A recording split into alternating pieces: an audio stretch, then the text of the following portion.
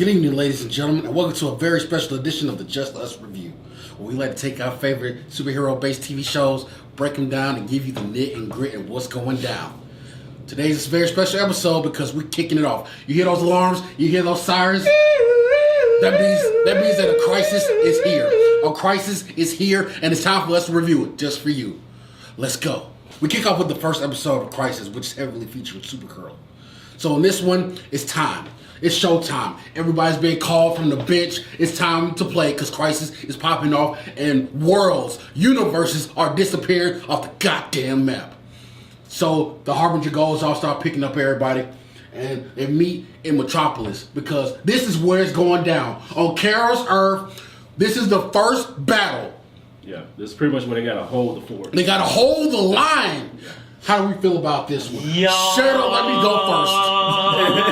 Let me shut up and let me kick this pig first. So we start off with Superman off, and him and Lois are off on a planet where he doesn't have powers. And Argos. And they get hit by the wave first. First of all, Kryptonians don't learn their history. Haven't they been through this before? Don't they know how to keep more than one ship prepared to leave in case shit hit the fan?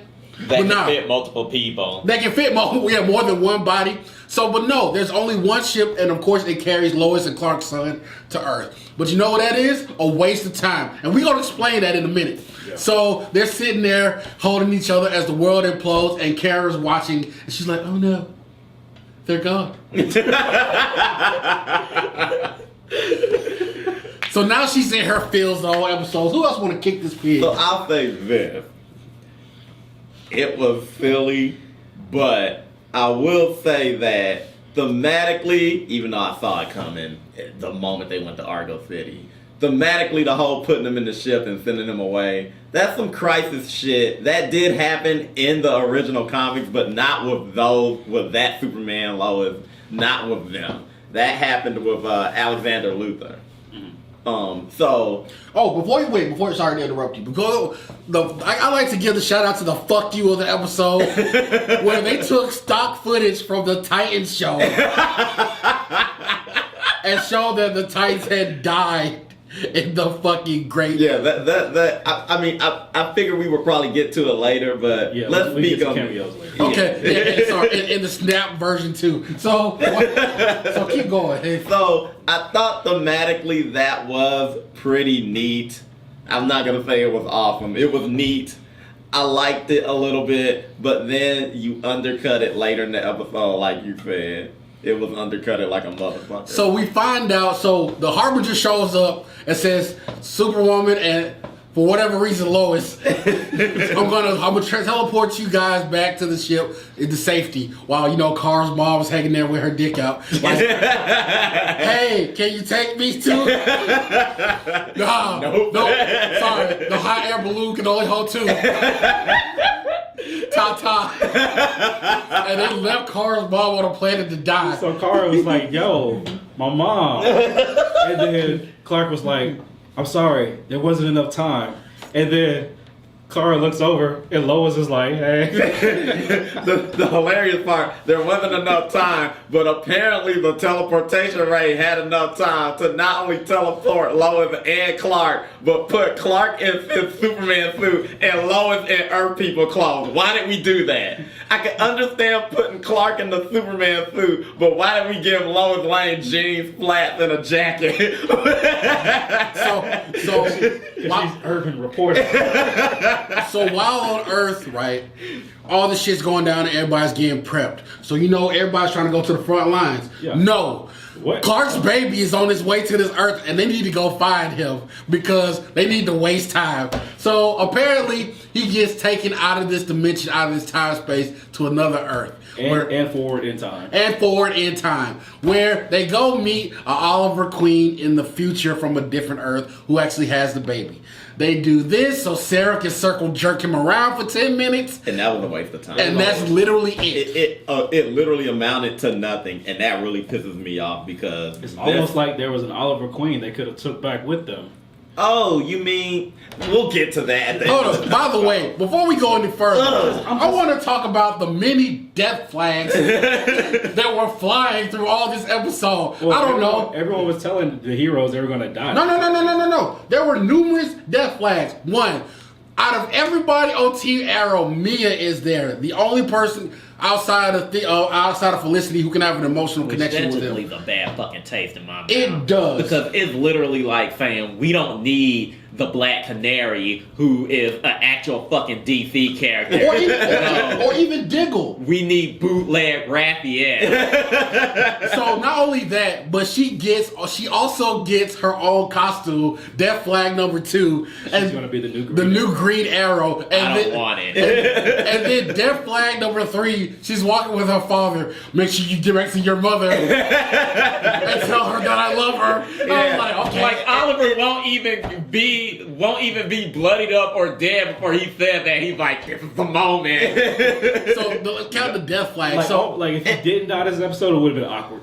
Yeah, and the thing is, I think the whole point was ZOMG. They killed Oliver in the first episode. But- they don't ever do stuff like that. oh, but wait, he has his own episode coming up after the break. I wonder, will he be back? So after they got done with that bullshit, we finally get to the main knit and grit. The tower is up. They erect this tower, which is supposed to stave off the extermination for at least a minute. We don't know how long, but it's enough to get people rescued and put on Earth 1, which... Whatever. So now they gotta fight back this army of trash bags. So Because that's what it is. It's trash. now this is crisis. Yeah. Your budget should be off the charts. Shut up, kid. So why are you using the race from last season 3 that they're fighting? So they're fighting literally trash bags in the wind. And it's not the big hitters either. Oh no, because Martian Manhunter is off taking a shit somewhere. Even though we know the Green Lantern Corps exists, they're not here for whatever our reason. We'll get to that. Who do we have on there? We have Batwoman, we have Adam, we have Oliver, we have his little sperm warden, and we have White Canary. We don't have any metas on the ground where the first battle is taking place. And mind you, first of all, let me hop on this train for 2 seconds. Batwoman, you's a bitch. First, and we've noticed the theme throughout Crisis. We're gonna get there later. Yeah. So she's introduced to the group. It's like, hey, this is Batwoman. First of all, she's found beating thugs up in the street. That's how they find. That's probably what she does on her show. So yeah, so they pick her up and they're like, yo, Kara's like, I trust these people with my lives. So she's like, yeah, I'm whatever. So when she runs into Adam's like, hey, your suit is cool. I can probably give you some upgrades. And when she's like, yo, if you want your hand, I'll break your hand off. And I'm thinking, this dude is trying to help you. You know, he's not coming at you. Exactly, because you are the weakest person in this. Let's be real. And that's considering that we have a child with a bow and arrow that we put the such and cuffs on because we don't trust her. Shut up and let me help you. And he wasn't coming at her in an aggressive way or sexual manner. He was like, yo, I can help you out with your suit. And she grabs, he's like, getting aggressive and all that. She's like, yeah, I'll break your hand. I don't need your help with penis thing. Yeah. Paul, you forgot the fact that she punched the shit out of Lila when she first got there and said, I don't like her. And everybody looked at her like, hey, yo, bitch. Calm down. We standing right here. So that goes off. So now they're in the fight where they're fighting this army of 10 trash bags that apparently died of one hit of contact. As a matter of fact, they weren't even hitting people most of the time. It was just them flipping around for no goddamn reason. Like it was like cheerleaders on coke. Look, the stunt doubles needed something to do. Right. So finally, Batwoman is backed into a corner, and she's like, "Hey, Adam, you know that tech you're gonna upgrade my suit? I think I'll take it now." Instead of Adam being a man and being like, no. So Adam was like, "Yo, we in the middle of a fight. I can do it." Literally 2 seconds, he fixed it. And all it was a boomerang batarang. You know, that day one equipment that's in the bat cave, but she doesn't take chance to learn or train with the bat equipment because she doesn't have to, because I'm a tough girl. So, all this is going down, and they're losing the fight. Superwoman and Superman are using their heat vision to light up a solar panel for whatever goddamn reason. So now they need to escape because they've lost this Earth. They're about to lose Kara's world and they need to evacuate immediately. So now the Monitor, it's like everybody needs to go. So they start zapping people. It comes to Oliver, and this all-powerful god gets hit with an electric arrow, which shuts him down. Whose man's is this? I got words about the Monitor. We're gonna save it. So Oliver ends up staying behind to save about a billion people. And about a billion people, and he ends up dying in the process. That's the big reveal. Oliver dies. Here's why this is fucking dumb. There are infinite number of universes and people. You saving a billion doesn't mean shit if you can't stop this crisis. So the fact that you went out your way to die to save a billion may sound noble, but in the end, it's fucking stupid. Well, he's been told and prepped this entire season to sacrifice himself. But the Monitor told him himself, was like, this isn't your time. He's like, this isn't where you're supposed to die. But then you can't be picky and choosy about when he dies. When you the main one saying, you can't stop the crisis, you're supposed to die. Like, what the fuck are we doing here? You're 100% right. And that wouldn't have happened if you weren't weak enough to be taken down by a fucking arrow. Right, but is he weak or is he just fucking around? So I think it's time. I think it's time to get on the Monitor. So I gotta say something real fast. Y'all keep talking. So, it's about the Monitor. Okay. So what I found contradictory was when they first got there, Flash was like, "Hey, you said that I wasn't gonna die for like another couple of years," and then Monitor's answer was, "Crisis changes everything. Shit hits the fan." And then at the end, when Oliver dies, he's like, "It wasn't supposed to happen like that."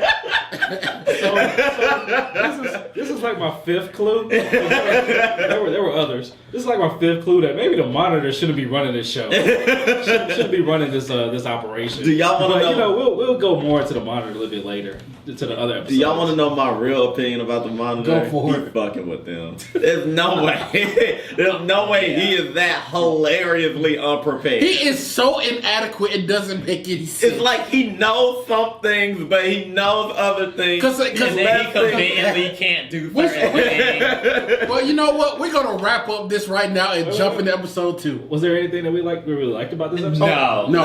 No, I'll say this. I like the interaction between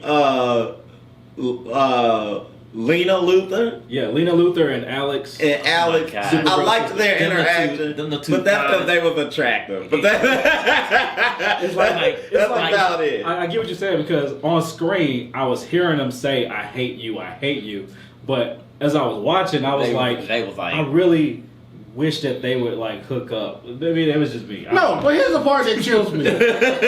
So okay, this is gonna leak over to my biggest issue with this fucking portion of the show.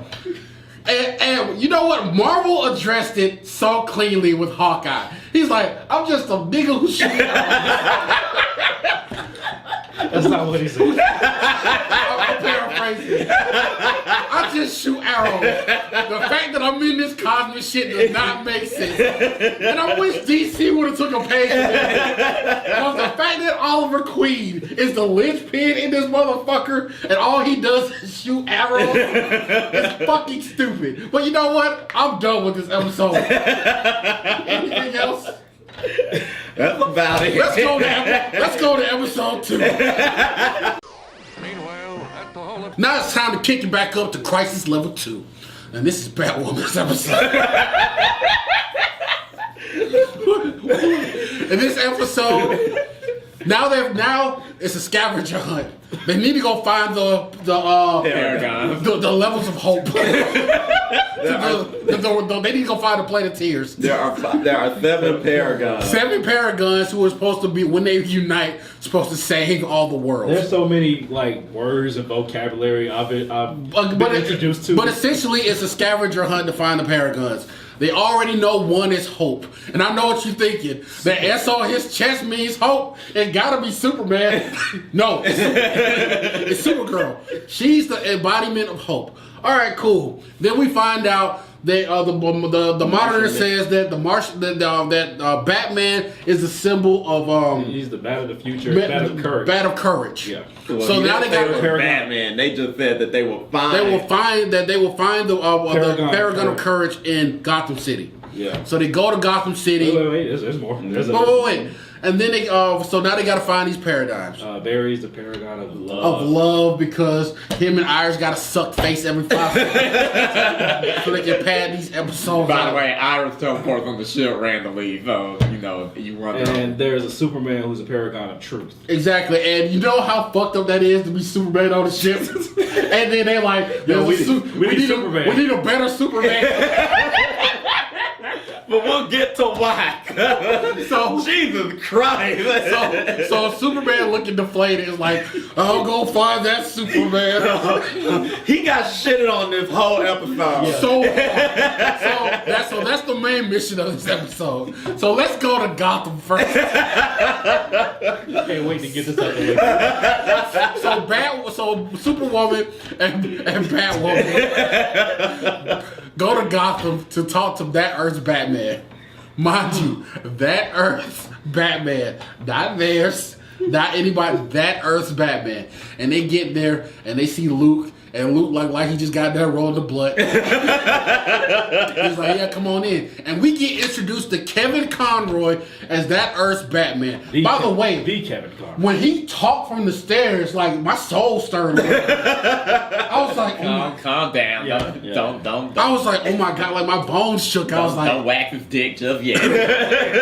So here he comes down in a mechanical suit, and this seems like this is the Dark Knight Returns Batman. This is Kingdom Come. Sorry, this is Kingdom Come's Batman. What's some Dark Knight Returns? And some Batman Beyond. He has some Zack Snyder. What's some Zack Snyder? Do you bleed? I need to say something because everything about this section of that episode was so fucking Actually, no, hold on. Before you do that, let me say one thing. One thing I did like about this. So this Batman is of course more aggressive and he kills. And then there's this scene where there's a scene where they show the trophy case, and they show the trophy, and they show the case of his best fights and all the villains that he's killed. And in the cases, of course, it's the Joker, it's the Riddler, it's Mr. Freeze, and there's also a pair of glasses there too, which is, of course, it belongs to Clark Kent. And Supergirl freaks the fuck out, and she was like, "You killed Superman, bitch! They ain't your Superman." Whole different world. But see, we need to back up for a minute because we need to break this down. We're gonna start with Luke 5, and this reveal. First of all, he comes out, he's abbed up and everything, like he been hitting the gym, brother.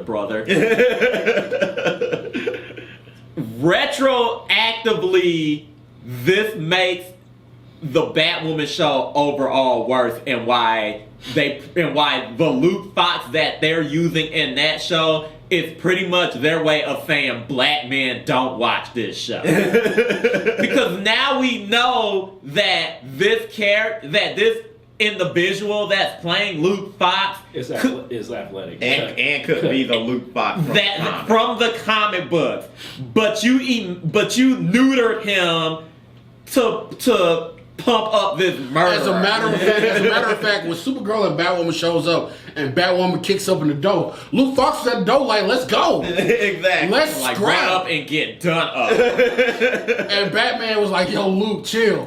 I got this." Before he came down the stairs, and I was thinking, where the fuck was this Luke Fox? But it speaks to the many problems of the Batwoman show. We don't need to go down that avenue just yet. But I want to stick mainly on Crisis. So Batwoman flips out. Supergirl flips out that he killed the Clark Kent in that universe and is upset.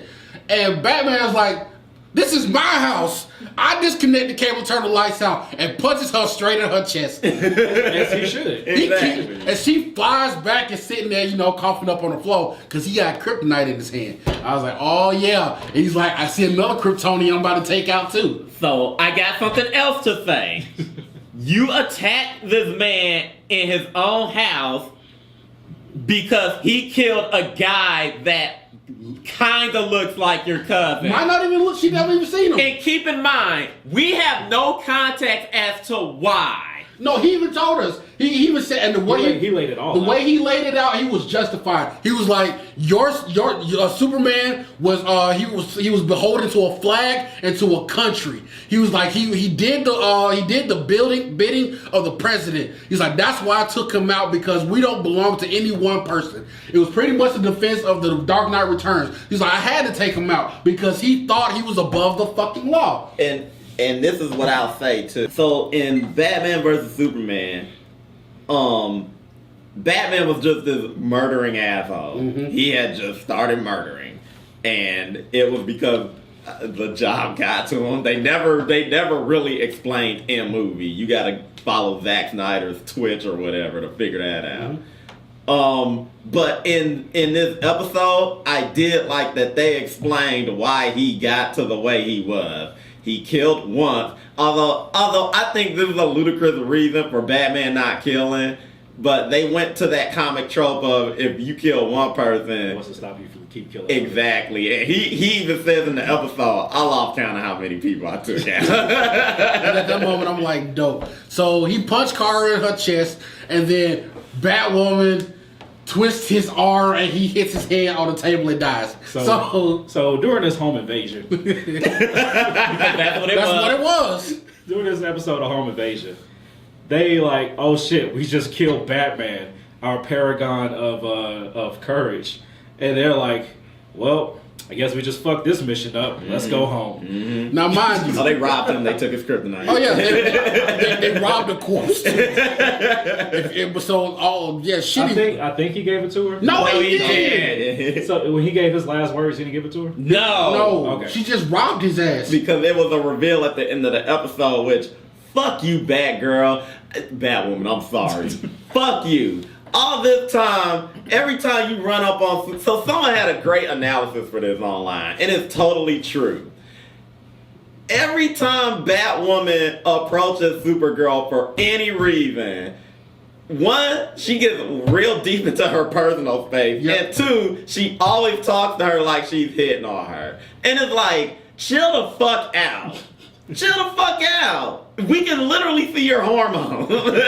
So all this goes. First of all, I'm gonna put it like this. I don't care if the real Batman was in a coma, having a seizure on the toilet. Ain't no way in hell you beating his ass. Let me put that out there.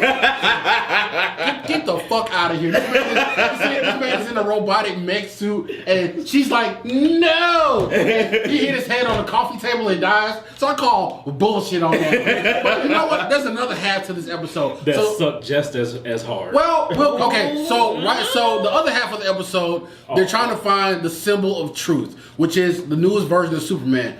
And there's a Smallville reference, which is literally there to eat up 10 minutes. Okay, let me just put it out on the table. All the Superman stuff in this episode was great. Yeah, it was good. It was great. Wait, just that one pissed me off.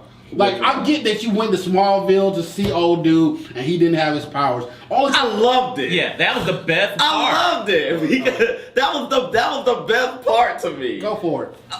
So, because can I explain? Go ahead. So this Clark Kent is fucking intimidating. Yeah. This swole ass Clark Kent look like he could kill you with one hand. Even when they're like that's Superman. That is Superman. Hold on. That's the paragon of truth. Tag me in right quick. They're 100% right too. Because Lois's panties instantly got wet.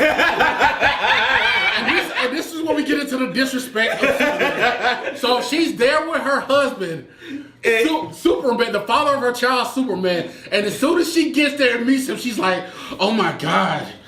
Hi. That's the symbol of truth. And Superman is like, yo, I'm right here. So So they meet him. They're like, Lex Luthor's coming at you. He's going across the universe. Like, yo, we need you because you the truth. You are the truth. Before we go there, I want to bring the fact that the Monitor brought back Lex Luthor. Brought him back to life. And the first thing he did was go raid his shit. Raid his shit is like, I'm going back killing Superman. Took the Book of Truth and started killing all the Superman across. They were like, yo, the Earth, universes, and the worlds have died. That's cool. I'm gonna kill Superman first. Exactly. So he goes hopping dimensions, killing Superman until he runs into Smallville. So this is why this part, I love this part. Okay. So he blips them away because fuck that, we don't need them to say. He's like, yo, I'm coming to kill you, Superman. Or should I say Clark Kent? And Clark Kent's like, Okay. oh, you're not Lex Luthor. You ain't. You're not Michael Rosenbaum. And Lex Luthor. So not your Lex Luthor. Come get this work. And then he's looking around like, wait a minute. And this Superman's like, you smell too much like pussy. I'm sorry. You can't be my Lex Luthor. and then there's a scene where he like kind of stands up straight, like get, and he looking like swole, and I'm like, whoa, might not want to fuck with this dude. And Lex even knew it too. But he was like, you know what? I'm gonna stay the court. I'm here for a I'm reason. fucked up, but I'm gonna stay the court. I knew I was gonna run into him. So he reaches in his pocket, pulls out a kryptonite, like, yeah, what are you gonna do now, Clark? And he was like, bitch, I gave my powers a long time. Motherfucker, I'm regular. And then Lex Luthor's like, what? You are a god. He's like, I'm gonna kill you anyway. And then Clark was like, which shows me that when it comes to fighting a grown man, Lex Luthor ain't shit of that world. He gathered his book. He was like, "I'll be back."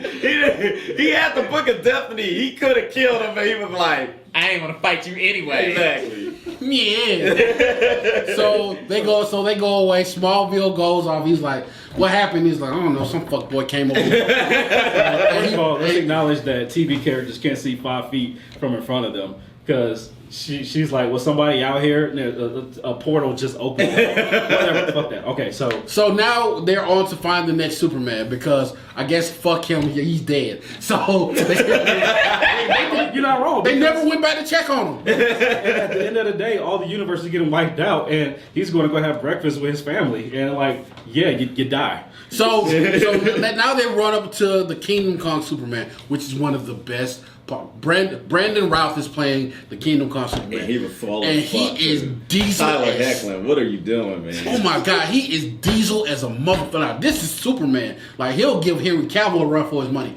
Now, we meet this version, and in this version, Perry White is dead, Lois Lane is dead, Jimmy Olsen is dead, and so is Respect, because Lois comes in and sees him and is literally 5 seconds from spreading eagle on the floor. And she's like, ooh, that's the Superman right there. I can tell because my pussy went dead. And then her Superman is like, yo, bitch, I'm standing right here. What, you just held our baby.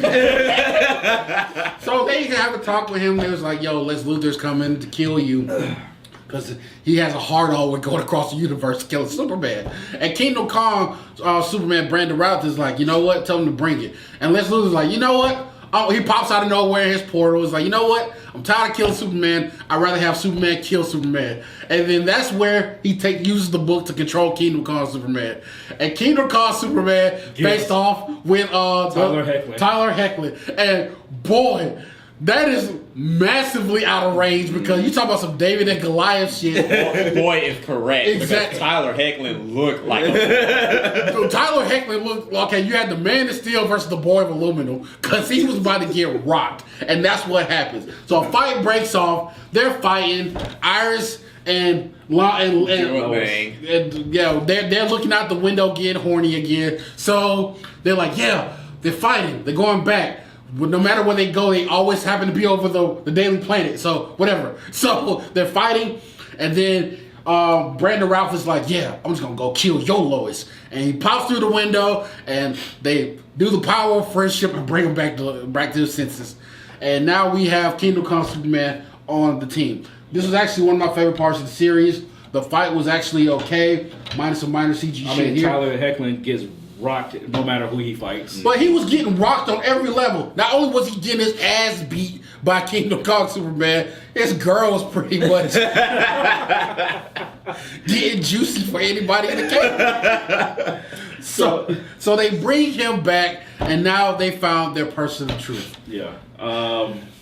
So there's a portion of the episode you forgot because you wiped it out of your memory. Oh! I understand. Okay. So Oliver's dead, and they have the bright idea to use the Lazarus Pit to bring him back. So this is what irks me because Sarah and Mia are having this conversation. She's like, "Yo, I know there's something that can bring him back because they told me you were dead and you back." And she like, "Yo, that's not stuff you want to mess with." Sarah is grown and stronger and stronger than this bitch. The fact that she gave it to her was stupid. So she tried to use the emotional appeal to her. She was like, "If it was your dad, wouldn't you want to bring him back or something like that?" And she's like, "My daddy," she should have said, "My daddy is dead." I would like to say though, since we're on this,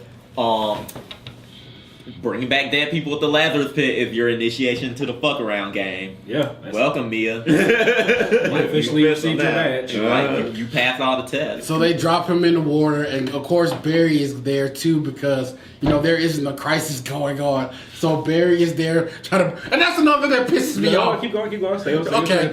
So Barry is there. Oliver comes back to life. They knock him out. So because now his body is there, but his soul isn't in his body. Yeah. Okay, and that's pretty much episode 2. Oh, wait, you forgot. You forgot the crucial part about the Batwoman shit. So after they murdered a man in his home, they get back. A crippled man. they get back and they're like, "Well, Monitor, we fucked it up. We didn't find the bad truth." And Ray Palmer gets the machine working because Ray Palmer was making a machine to find all the Paragon. So Brandon Roth is playing both the Atom and Superman. To speed this shit up to find this new chess pieces that we all of a sudden need. So the machine pops back on, and it says that Batwoman is the Paragon of Truth. And she's like, Courage, I'm sorry. And she's like, that machine's broken. And then the Monitor is like, nah, it works. I told y'all that y'all had to go over there to find the Paragon of Truth. I didn't say that the Paragon of Truth. I'm sorry, Courage. I understand. I didn't tell y'all that the Paragon of Courage was in that Earth. And keep in mind, he says this with this shit in grand. Yeah. So I got a theory on this. Wait, before you say that, why are we playing games with grown people? Because I have a theory on this, and the theory is, I think Monitor didn't like that Bruce Wayne because that motherfucker owed him money, and he was like, "I hate that bitch, Bruce." Let me go say his. Looky here. A super person and this psycho bitch, I'll send them over and they can just murder this asshole and his Negro butler. Because we didn't see what happened to Luke after that. Oh, he got murdered. He got murdered. He definitely got murdered. But that was my point. It's like you knew that she was the Bat of Courage that whole time, and you let them go and kill that man. Like they were wasting time. That's my whole thing with this. So there is a crisis going on, but people have time to go fuck around. What is going on? Either there's an emergency or I've never been in emergency situations like, I need to go home and wash my clothes. I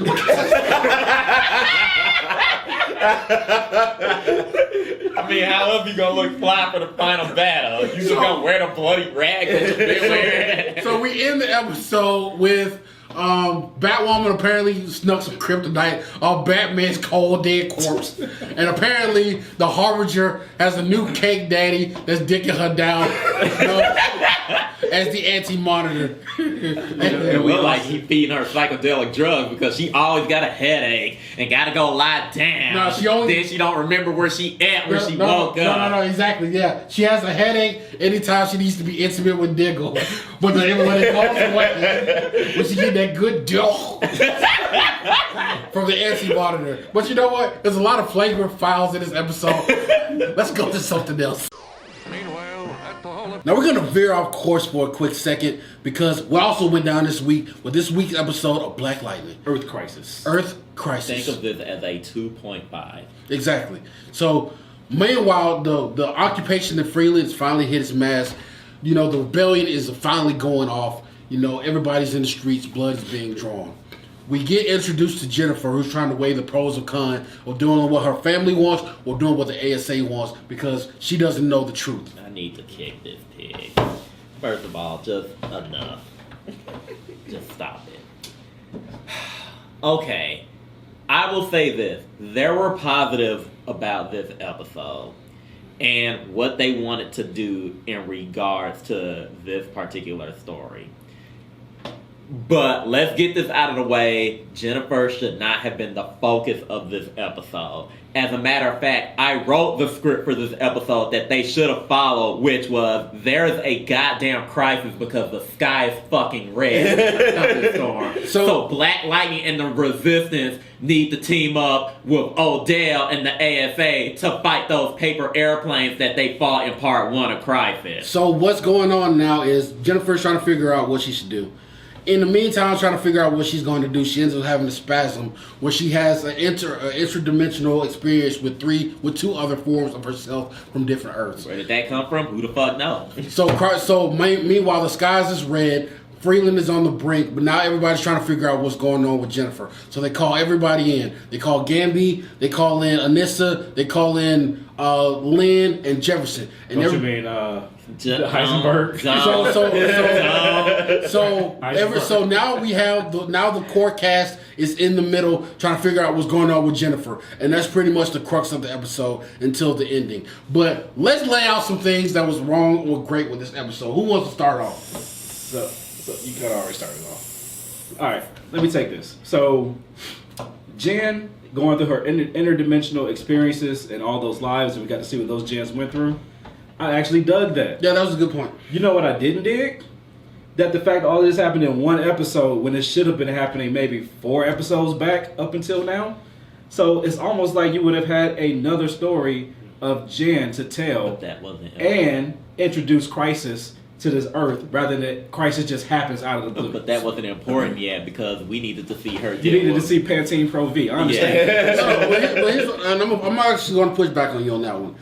I like this one because it had like a Ghost of Christmas Past feel. It had the different paths that Jen could have taken and pretty much the outcome of both on the extreme. Can I just push back when you're done? Go, yeah. So the main crux of the episode was Jen didn't know who was right, and she was like, "Who do I follow?" And she's like, "I can follow my father, or I can follow or with the ASA."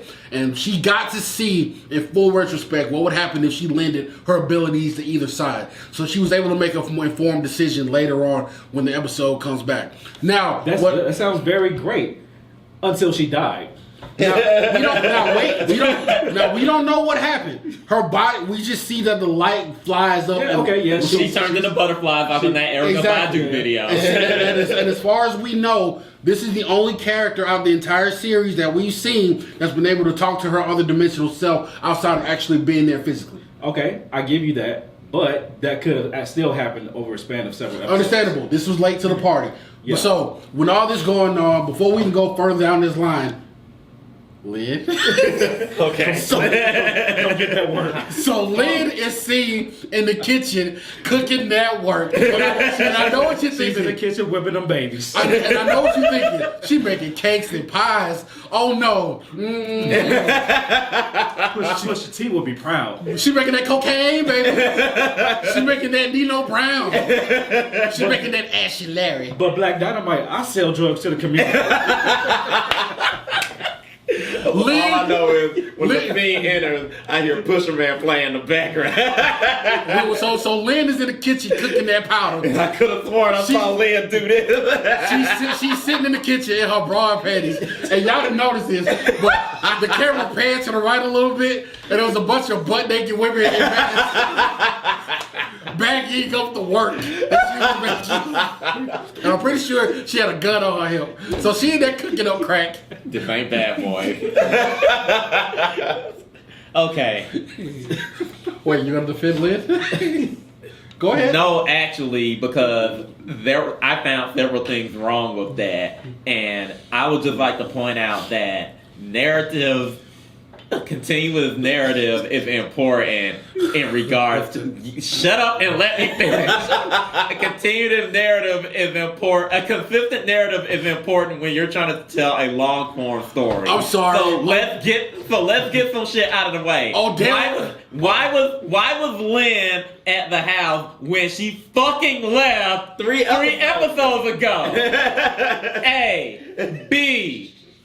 Are we really doing this while the sky is falling? and this is my problem with not just her, but everybody. Odell, you're telling me that continue what you're doing, Buffalo Gal, because the fucking sky being red don't mean shit. No, wait. Can I piggyback off that for 1 second, and then I'll let you go back. If Markovians have a meta that can turn the sky red, you lost.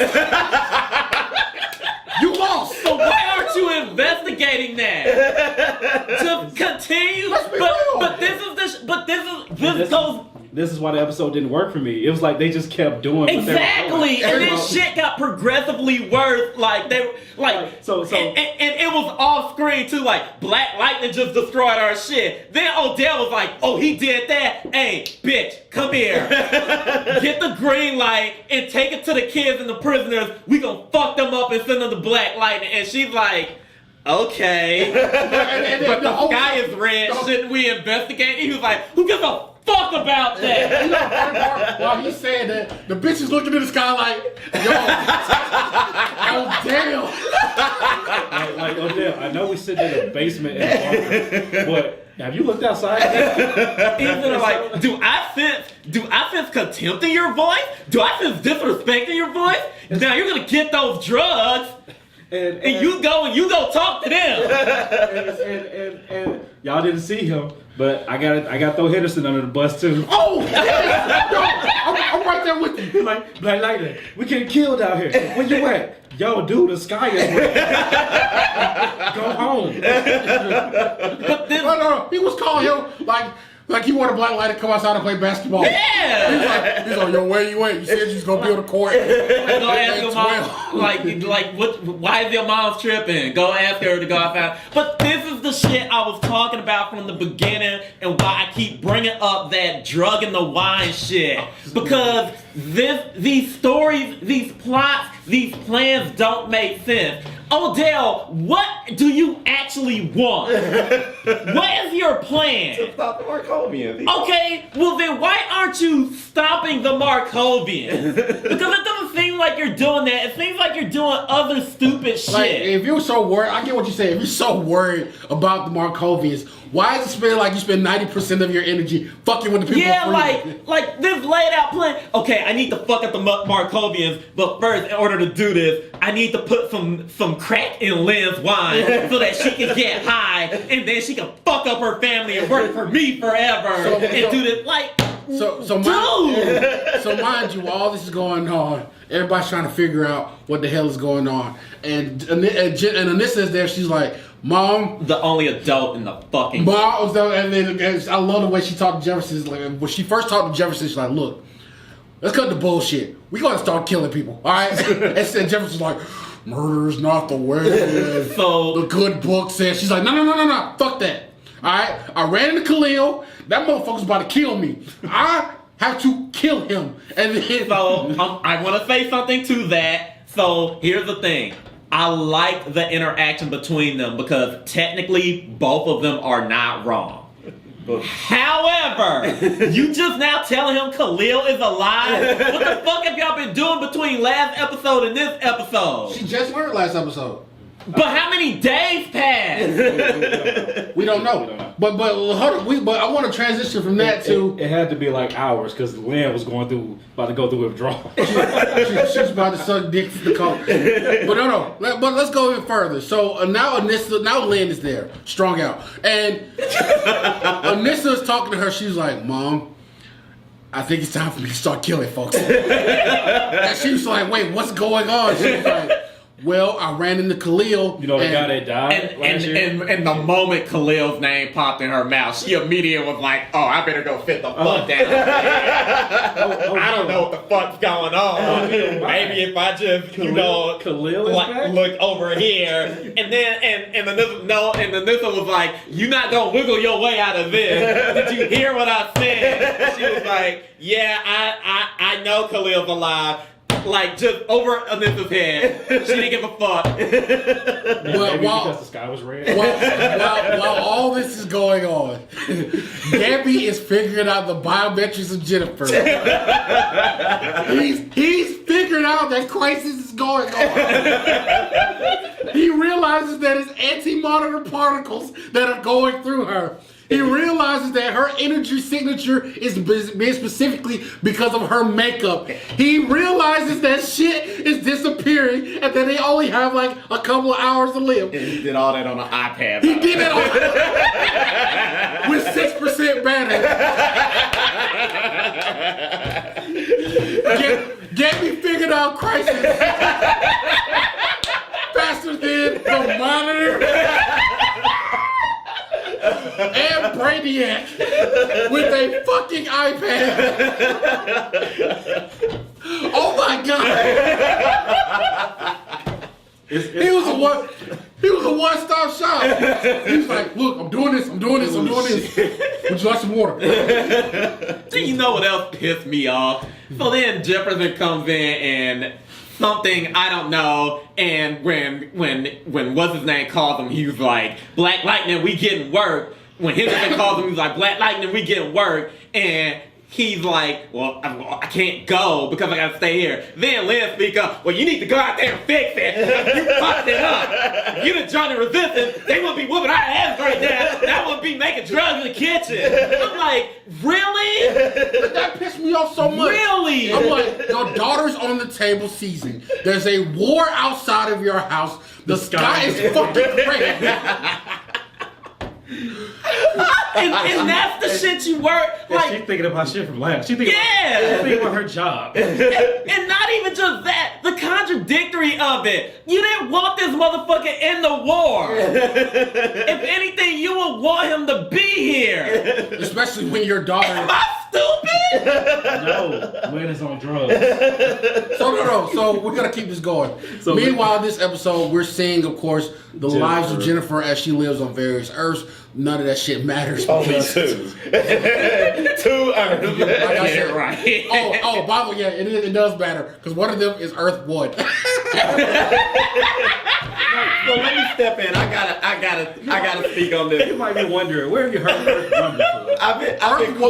I've been quiet for a minute. Wait a second. The reason why it's funny that one of the lives she lives was on Earth 1 and what that life got eradicated is because the final battle of Crisis is happening on Earth 1. That's weird. That's so weird. How is it that shit disappears in Jennifer's timeline, but in the Crisis episode, they're still fighting on Earth? As a matter of fact, Jefferson at the end gets teleported to Earth 1. and that's what got me right there. It was blatantly clear that the CW wanted Black Lightning to be in the crossover, but did not collaborate with them at all about Black Lightning being in the crossover. Mm-hmm. So we know that there's 2 Earth 1s now, and OMG. It's probably Earth A. So and this is how you know. Someone tell me, what Earth number is Jefferson's Earth? Which Jefferson? The main one. I don't know. The one that we've been following. Well, you don't know? Oh, they didn't fucking tell you. They didn't tell you. They didn't tell me either. He's just on a planet. Yeah. He's just on a planet. Because every time they go to the other gens, they'll tell you what Earth they on. But when they go back to our gen, they never say what Earth it is. Earth 0, Earth 6. Where are you, Jeff? Where are y'all at? Mind you, everything starts slowly disappearing around them. Like buildings, everything. People start disappearing. And Odell is still sending troops to go fight. Fight this war that doesn't even like you fucking asshole. like everybody shits on Lynn, and I get it. but you started this shit, and your plans are stupid. Seriously. Before we have an aneurysm over this episode of Black Lightning, let's go to something else. Meanwhile, at the Hall of All right, ladies and gentlemen, we're back. And it's time for us to get back on the road again with the third episode of Crisis. And now, this time, it's the Flash's episode. All right, you know what that means. It's time to stroke Barry's ego, because that's where we're going. So now, they're trying to find the rest of the people, of the 7. Mm-hmm. The magical 7 people who's supposed to save the universe. Cisco shows up. About time, as Cisco helps on Palmer fix the machine that's supposed to tell him who the 7 are. Yeah. And within a miraculous time, like 2 minutes, he fixes it, and they're like, all right, let's do it. It was like, damn, you just got here, Cisco. They light the system up, and it starts telling them who the 7 is versus telling them who the 4 are. And Batwoman, all cute with her bitchness. God, Cisco, we already knew that. And Cisco with the clap back is like, bitch, if you wait 2 seconds. This machine that didn't exist before I got here, that wasn't working, that I just fixed in 2 minutes, it'll tell you what you need to know. Oh, don't forget the shit she said. Well, we would have found it already if the machine was fixed. The Ray was like, I'm a super genius. What the fuck are you? Regular. Like this shit, and like, oh my god, and we got 2 more of these to deal with. And like, we don't need that. Seriously. So now we know who the 7 are. All right, and everybody's now trying to pick up everybody, or the rest of the people. So now the hunt is on. There's 3 separate. You try to find the 7 chosen ones. 4 of them we already know, and apparently Martian Manhunter was among them, and some nobody said anything. Some physicists also, which I think he was Adam at one point. So that he character will be the Adam. He will eventually be the Adam, because we do know Brandon Routh is leaving Legends, so he could possibly take his place. So now the mission is out to find them, on top of trying to find the Anti-Monitor and his machine that's destroying the universe. Can I say something real quick? Go for it. I'm gonna give this to the Flash. Every show that has happened that has multiple heroes in them have yet to bring all of those heroes to the fucking crisis because they need all hands on deck. Flash was like, nah, bring everybody. I know Caitlyn is useless and a baby, and I know Elongated Man is the new protector of Central City because I deemed it because I'm great. But then he brought everybody there. Everybody from the show was there, minus Ultraviolet Chick. That's because she cries every time. Exactly. She's a power. And Cisco immediately proved why he was better than everybody on the fucking ship within 2 seconds of being there. And now that you mention that, the Monitor realizes this too, and he's like, yo, Cisco, we need Vibe too. And Cisco's like, oh, let it be Vibe. He's like, shut up, you Vibe. So now we got Vibe. Which kind of brings me back to the Monitor. You suck. Yeah, because let's see. So let me get this straight. We'll get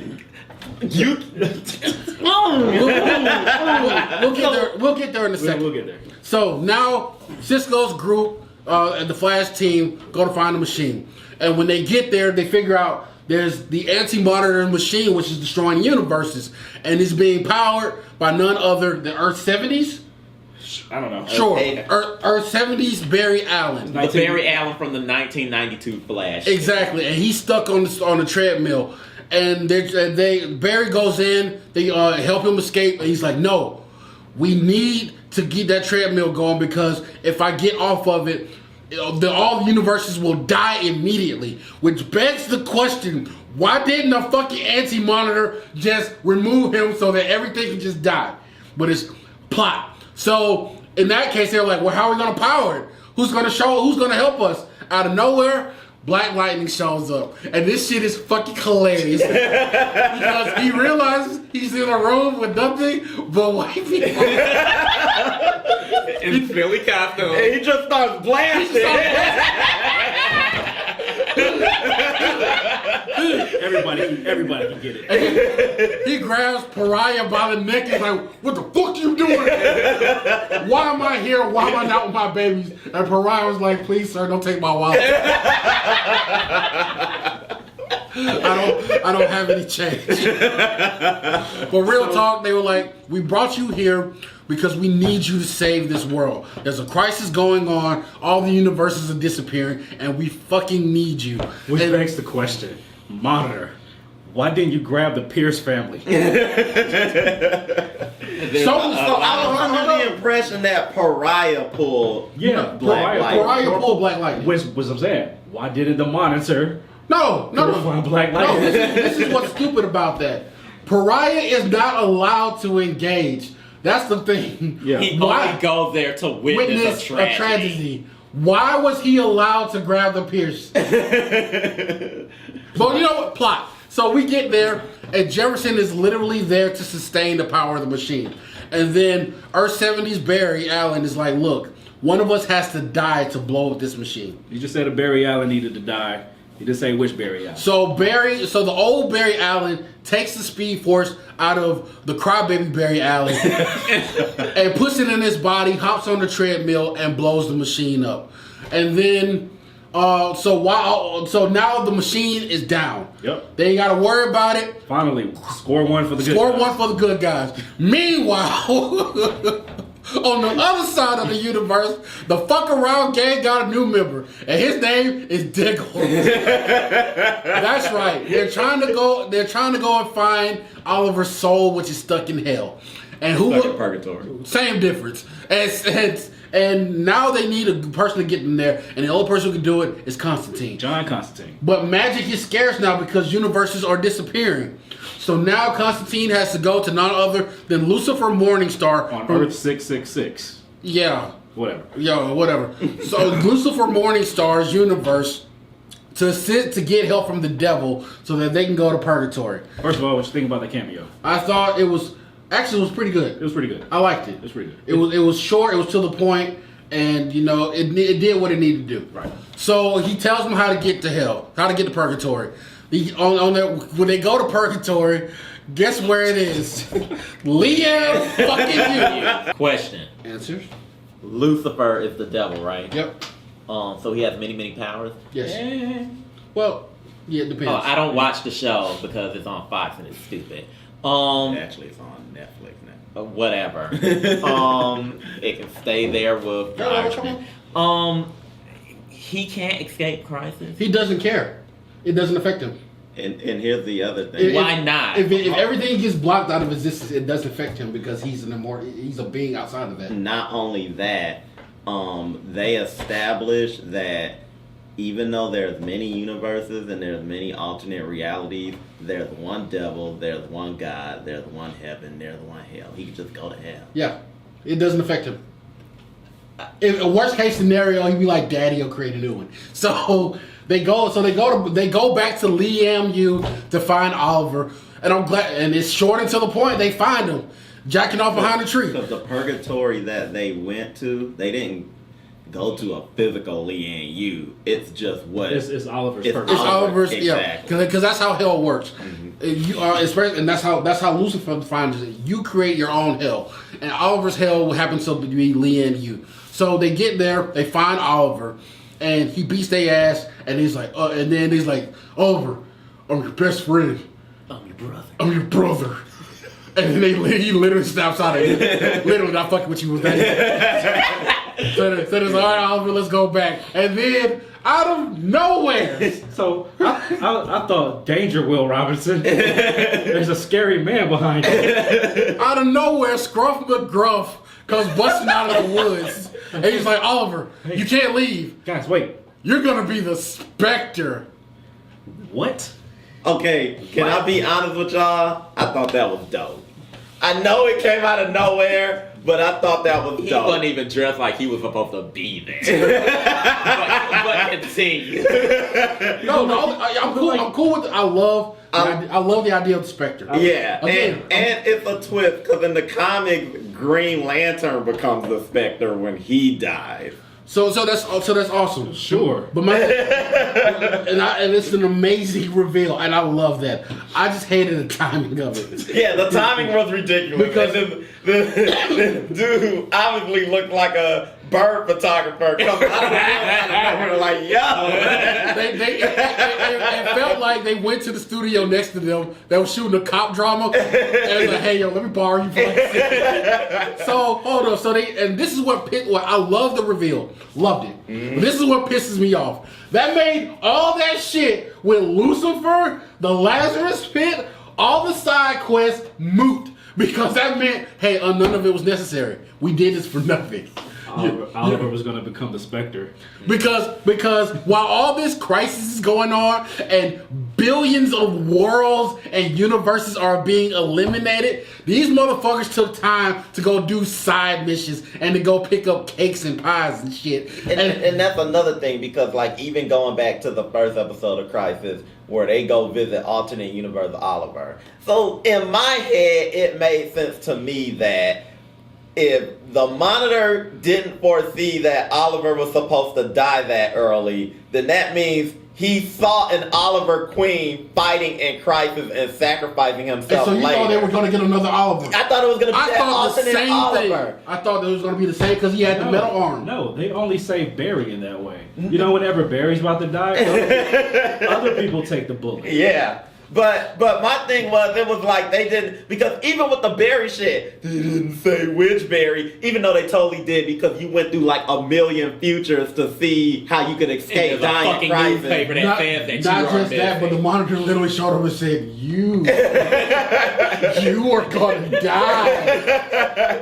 And Iris writes a newspaper that says Flash vanishes in Crisis. But see, this is my and can we get on the Monitor? They're literally we're changing things as they go. We're about to get there in a second. So now Oliver's gonna be the Spectre. Now, meanwhile, after going through all this stuff, I'll take over this. So they go get Ryan Choi. Can I just say real quick? That would have been an awesome reveal in the new season during the last 2 episodes. They're like Spectre Oliver comes to save their ass. But no, we got to get introduced to that now for some reason. Yeah. So now we're about to go to mission 3 right now to find the last piece of the 7. They get Ryan Choi. Okay, you can continue. So they go to Ryan Choi. No, like move on. Yeah, that's it. That's literally it. I can sum it up. Well, I don't want to leave my family. Iris says, but you gotta. Okay, that's it. Okay, moving on. So now all 7 are there. We're ready for them to get their power rings and suits and go save the world. And save the morphin grid. I mean, the world. And one of the best scenes I've ever seen from the CW happens. So Black Lightning shows up on the ship where everybody is. They're like, yo, this is Black Lightning. This is Black Lightning. The first person he makes eye contact with is none other than John Diggle. Hold up. You gotta set it up. Okay. They're talking and... Wait. It's 70 degrees on the ship. Everybody is standing around with purpose. And now Black Lightning is there. He's like, I'm ready to help. Everybody's giving their speech. And all of a sudden, John Diggle and Mr. Jefferson lock eyes. And Wait. You gotta say why they locked eyes. Someone makes a comment about how are they gonna do this. And Diggle's response, and I didn't expect this from him, because he's been cooning for the last few seasons. He says, by any means necessary. And the black sense went off. The black alarms went off. And Jefferson how him look, and they both gave each other the nod. When I say I geeked the fuck up, I was like, oh my, I felt that in my spirit. And you know what got me too? Nobody else on the ship got it. Not even Iris picked it up. Then you want to know how they shit on that entire thing? It's hard for Iris to pick it up when she's changing Barry's diaper. And then all of that goes to hell in 3.2 seconds. When Lila walked in the fucking room and he started slapping that bitch down. And then Jefferson was like, And she come in, she was like, I just had this headache. It was probably all those Quaaludes I ate. So in the anti-monitor's pool room.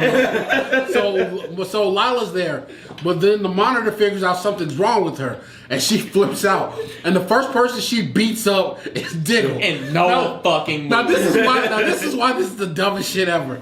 You have the Flash there. You have Superman. 2 seasons Superman. You have Superwoman there. And fuck, even Black Lightning.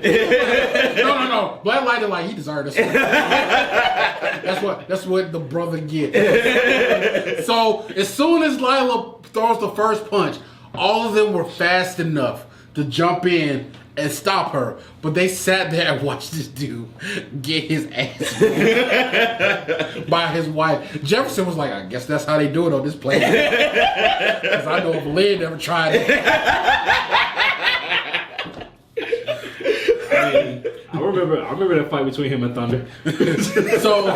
So that goes down. She reveals that she's really the monitor and the anti-monitor, and surprise, bitch, I'm blowing up everything. So the world is slowly dying, and in his last-ditch effort, the monitor throws out a Kamehameha wave. Oh, that a last-ditch effort. He does the back and forth, and then the pariah teleports the Great Seven away into safety outside. Just them, not everybody. Just not everybody else. Mm-hmm. Apparently, his powers couldn't do that, even though we saw him teleport Jefferson. And if I'm Black Lightning, I'd be like, "What the fuck? You got here. You literally brought me here to light up a room."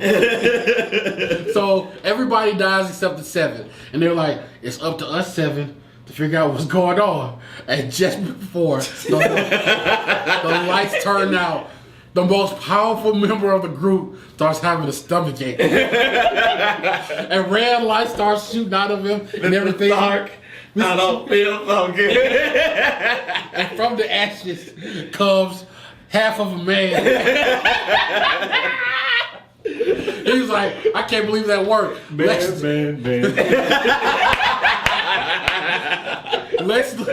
Luthor has this, first of all, the fact that Lex Luthor... I just got the joke.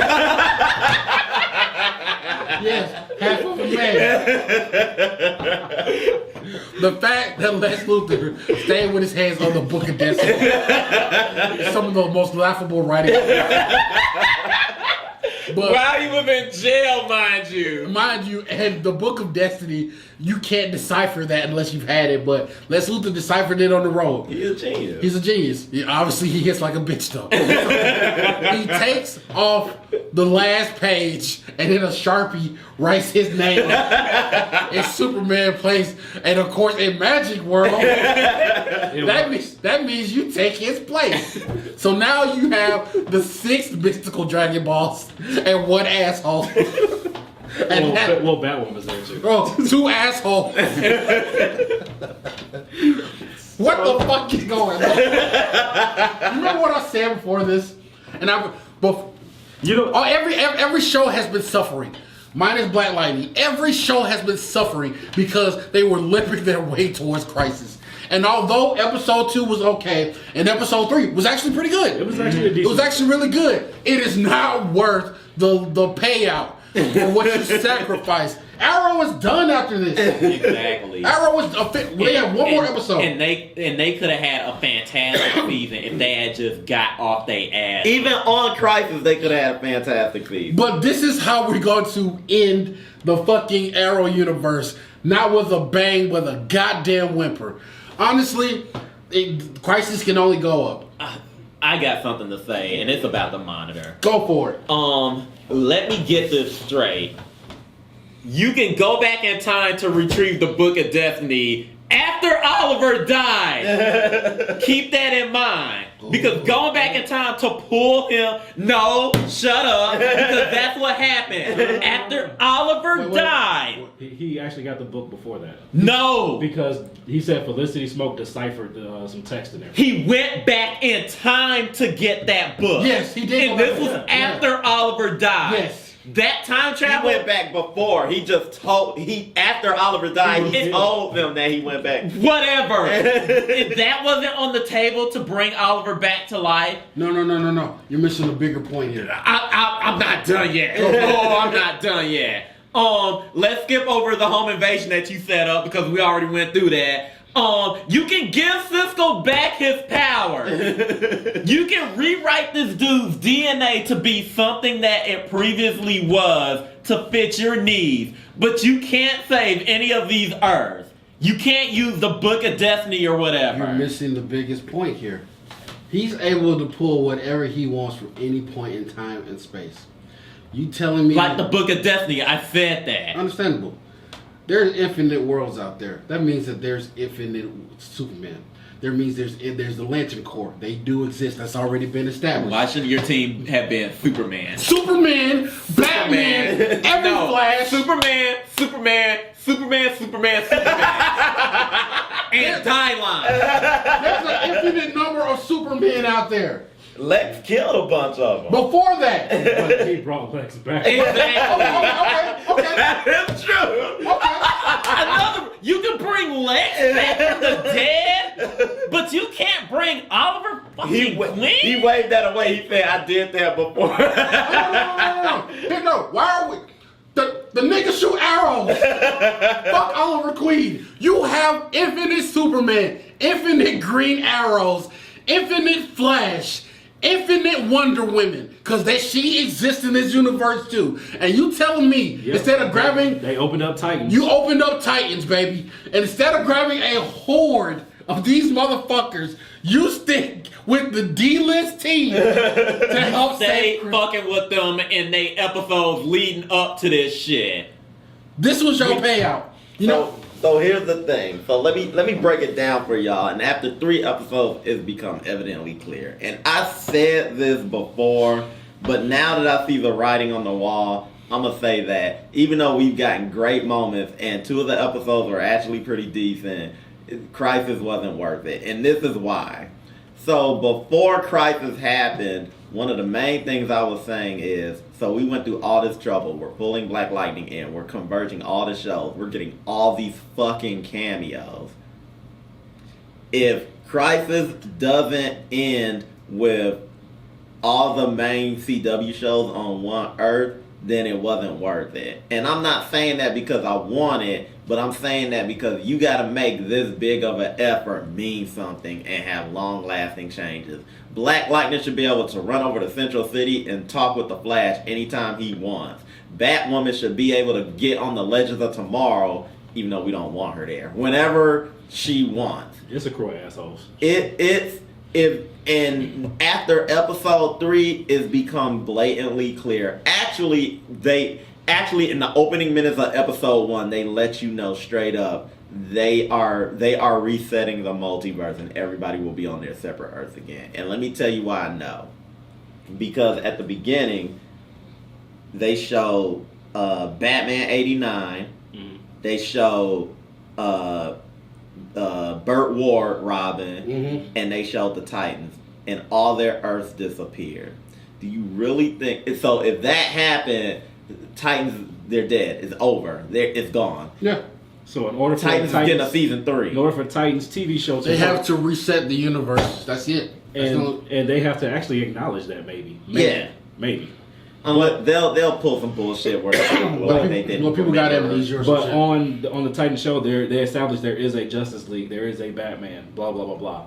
So if you're gonna say that if your theory is that they're gonna converge these all into one Earth, then that means that the Titans you kind of have to acknowledge Titans in these other shows. And you can't because you already have these universes with their Supermans and stuff in it, and you can't cross them over. But my whole point is. Exactly, you can't cross them over because if everything's going to be on one Earth, that means the Titans will have to be on that same Earth. But most importantly, if that happens, then that means the Titans Earth is gone. That show died. It died. Only way I can see check the DC app. Those episodes aren't on there anymore. The only way I can see this working is if they bring back some universes. In the original comic book Crisis, they stopped it at 5 Earths. Like they stopped the wave, right. And 5 Earths were left, but none of them lived in this one. Yeah. So the only thing they can do is pretty much a complete reset where they bring all the universes. Which is why I pointed out Oliver Queen's sacrifice to save 1 billion people was utterly stupid because you didn't save anything. Yeah. They're gonna reset it. They have to. So all in all, I mean, hopefully we're proven wrong, but this Crisis looks like a fucking dud. Although there were some great moments in episodes 2 and 3. Do not get it twisted. Like, we like some things. Like, the shit between Black Lightning and Flash was fucking amazing, if you want my honest opinion. And I may be overblowing it a bit, but, like, when they brought Black Lightning in, they knew that they was gonna have to make us believe that this is the same character that's in those CW shows. He said the little speech that he said to his kids all the time. Like, he actually treated Barry like a son because, let's face it, Barry needs all the father figures he can get. But I'm mad that it always has come from another black. Yeah, and so another negative, don't put Henry Allen West in Joe's place and take that dude's credit for raising that boy. Don't do that. No. But all in all, it was a mixed bag. Mostly good on the aspect of bad. But we got to see where it goes. Thank you guys for joining us for this week's episode of the Justice Review, where we broke down the first half of Crisis. Dear God, I hope the second half is better. But, like and subscribe. Continue watching this train. And until next time, peace.